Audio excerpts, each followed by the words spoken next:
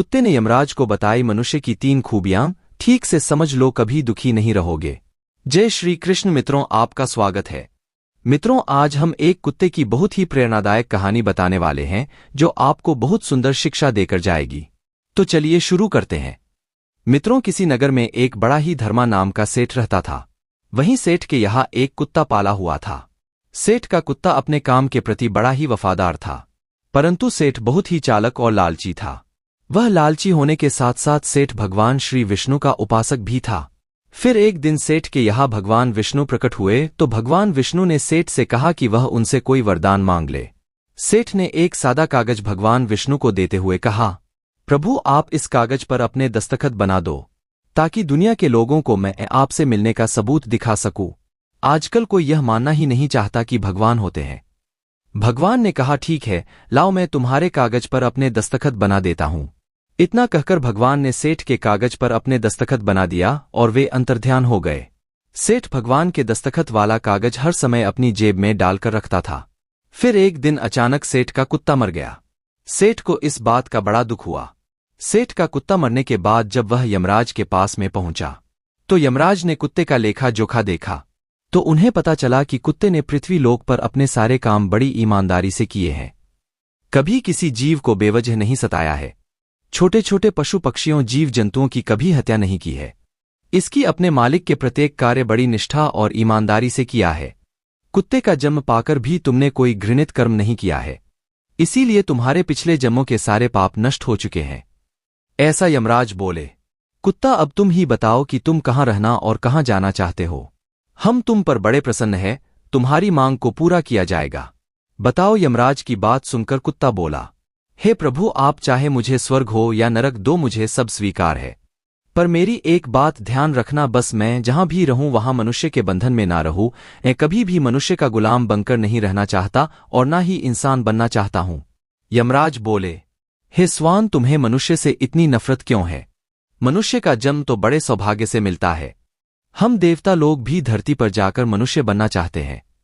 अभी तक तो तुम कभी मनुष्य नहीं बने थे, इसीलिए तो तुम मनुष्य जीवन के फायदे नहीं जानते हो।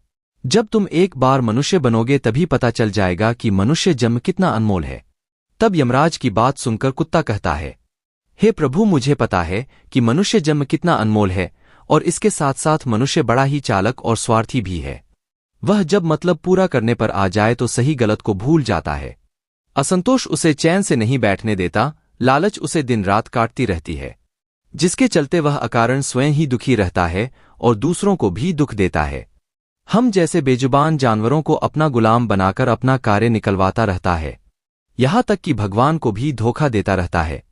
यमराज बोले, वह कैसे? कुत्ते ने कहा, वह ऐसे कि जब भी मनुष्य मंदिर में जाता है तो भगवान से कहता है कि हे भगवान, मेरा यह काम बन जाए तो मैं तुम्हें इतने पैसे चढ़ाऊं, मैं तुम्हारा भंडारा करूंगा, बहुत सारा गरीबों में धन बांटूंगा। पर यह सब बातें सिर्फ अपना काम निकालने के लिए ही की जाती है। काम निकलने के बाद दान पुण्य भंडारा सब कुछ भूल जाता है। आगे बढ़ने की होड़ में अपनों का ही शोषण रहता है, एक दूसरे की टांग खींचने में लगे रहता है।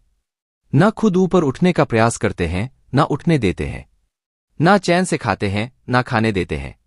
अपना काम बनाने के लिए दूसरों को धोखा देता है और उसकी धूर्तता देखिए भगवान को भी लालच दिखाकर अपना काम बना लेता है। चलो बाद में कहता है कि भगवान का तो सब कुछ ही है, मैं उन्हें क्या दे सकता हूं। इस प्रकार से कहकर वह अपनी बात से मुकर जाता है। इंसानों के बुरे कर्मों को गिनाते गिनाते मैं थक जाऊंगा और उसके बुरे करना समाप्त नहीं होंगे। उसकी चालाकी के आगे तो देवता भी कुछ नहीं है। तब कुत्ते की बात सुनकर यमराज कहते हैं, हे कुत्ता, माना कि मनुष्य बहुत चालाक है, पर हम देवताओं से ज्यादा वो नहीं हो सकता, क्योंकि हमारे यहाँ जितने भी जीव आते हैं हम ही उन्हें सजा सुनाते हैं। वह हमारे अधीन होकर ही काम करते हैं।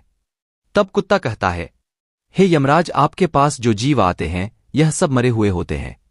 आपका पाला किसी जीवित मनुष्य नहीं पड़ा है। यदि आप किसी जीवित मनुष्य के साथ रहते तो आपको पता चल जाता कि जीवित मनुष्य कितना खतरनाक होता है।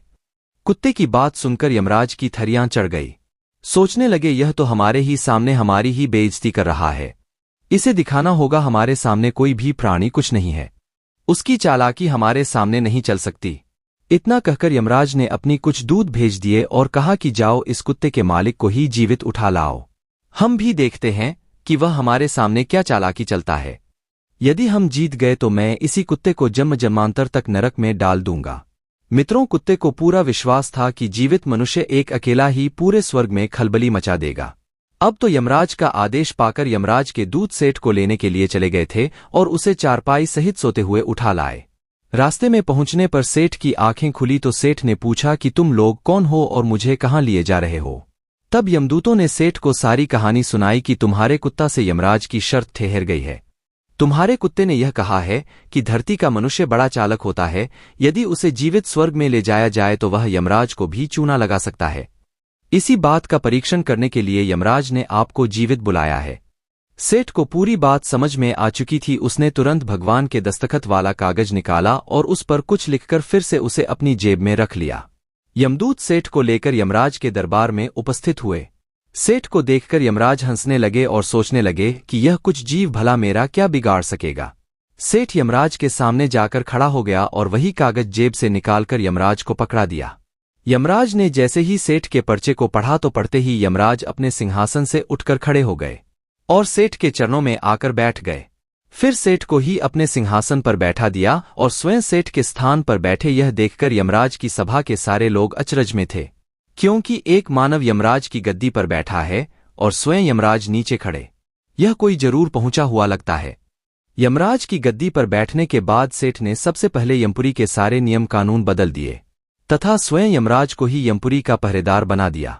कुछ समय बाद सेठ सोचने लगा कि जब मैं मरूंगा तो मुझे भी यही आना होगा। यही सोचकर सेठ ने नरक में पड़े सभी नरकवासियों को निकालकर नरक लोक का द्वार हमेशा हमेशा के लिए बंद करा दिया और सभी नरकवासियों को स्वर्ग में भेज दिया। यह आदेश कर दिया कि आज के बाद जो कोई यमलोक में आएगा उसे सिर्फ स्वर्ग में ही भेजा जाएगा। सेठ का यह आदेश सुनकर सब देवताओं में खलबली मच गई, परंतु कर भी क्या सकते थे, क्योंकि वह आदेश यमलोक के राजा ने दिया था। अब तो धीरे धीरे स्वर्ग में भीड़ लगने लगी। स्वर्ग के कर्मचारी परेशान होने लगे कि अब हम क्या करें, इतने सारे जीवों की सेवा कैसे कर पाएंगे। यमराज को जीवित मनुष्य को स्वर्ग में लाना बहुत ही महंगा पड़ गया। उधर कुत्ते ने देखा कि सेठ जी ने सब कुछ बदल दिया है। आखिर यह कैसे हो गया, तो उसने सेठ से पूछा कि आपने यह कैसे कर दिया। अब आप तो राजा भी बन गए, अब मैं सारे जीवन आपका ही नौकर बनकर रहूंगा। कृपया मुझे बताइए कि आपने यह सब कैसे किया। तब सेठ जी ने धीरे से कुत्ता के कान में कहा कि जब मुझे पता चला कि मुझे जीवित यमलोक में ले जाया जा रहा है तो मैंने भगवान विष्णु के दस्तखत वाले कागज पर लिख दिया कि यमराज जिस जीवित मनुष्य को यमलोक को बुला रहे हैं इसे यमलोक की गद्दी पर बैठा देना, यह मेरा आदेश है।